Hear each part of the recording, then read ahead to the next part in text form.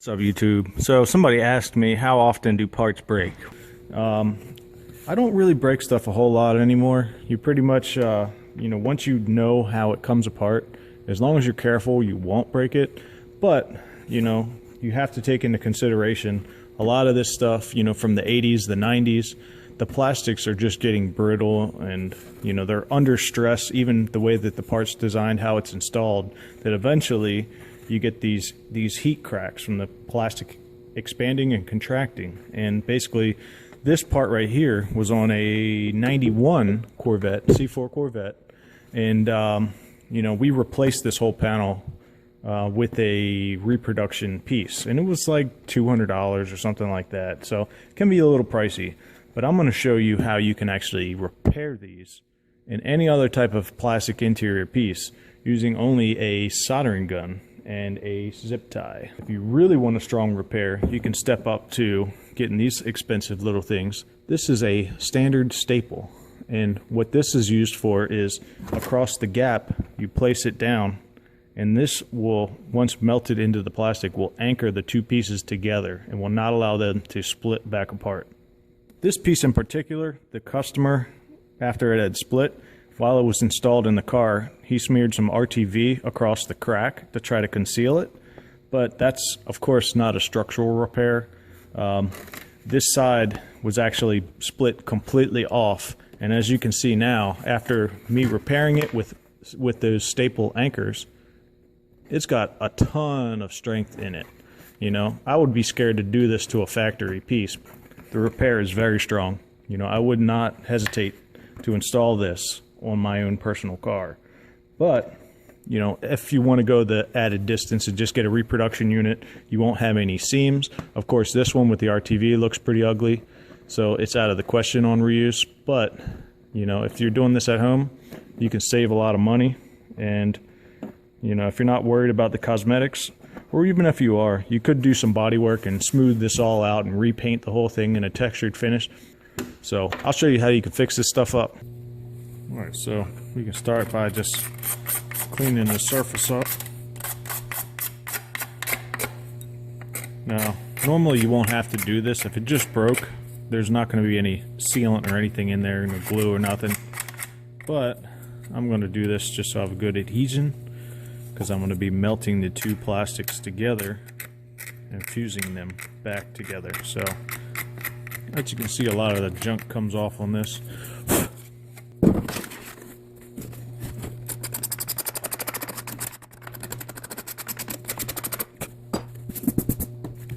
Alright, let's begin.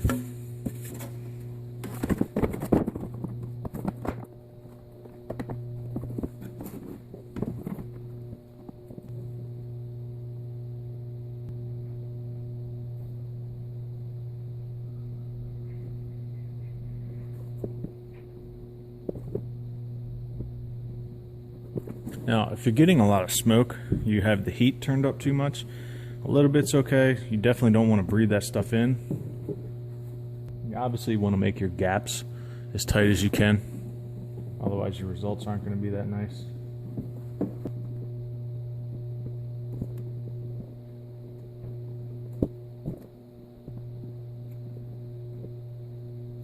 There you go.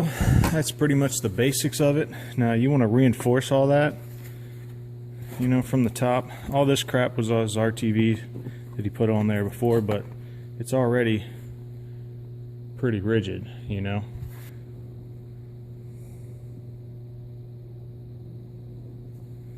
And you take your soldering gun and just heat it up. You'll notice it'll start to sink into the plastic.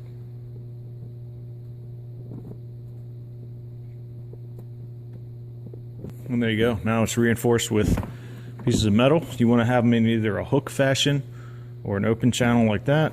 That way it doesn't allow the part to spread apart. You can take a just standard zip tie and you can use that. You can cut off some.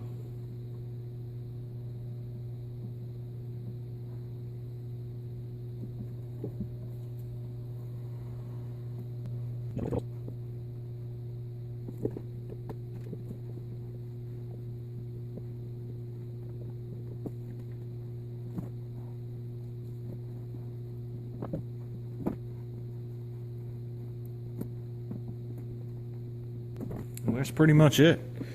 You know, if you wanted to, you can fill the whole channel on the underside. Obviously, this is a part you're not going to see.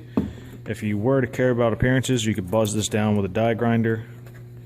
But as you can see from the top, I mean, that's a strong part.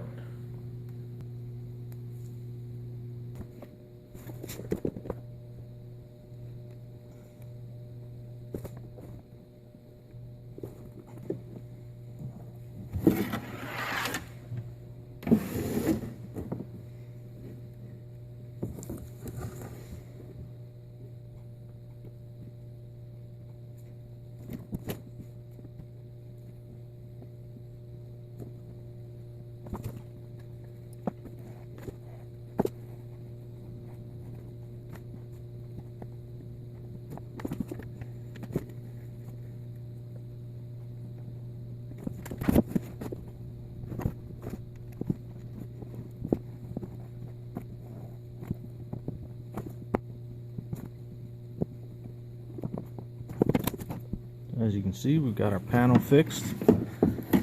There's actually another crack that runs along here, but just to show you, you know, you got cracks that are starting. You just basically keep moving through it. It's completely split open, but it's still connected, so you can start at this one. So the way you do this is, say this line here is the crack. You're going to want to dig in, and the material will actually stick to the soldering gun, but you dig in and push it up, and you build up these little ridges, and these ridges will stitch the two halves of the plastic together. So the cleaner you can do this, the better, but it's not the end of the world. The only thing you have to worry about is actually burning through the plastic. So just as long as you don't burn through the plastic, you're good. But you want to dig into the surface area just a little bit to melt the whole surface.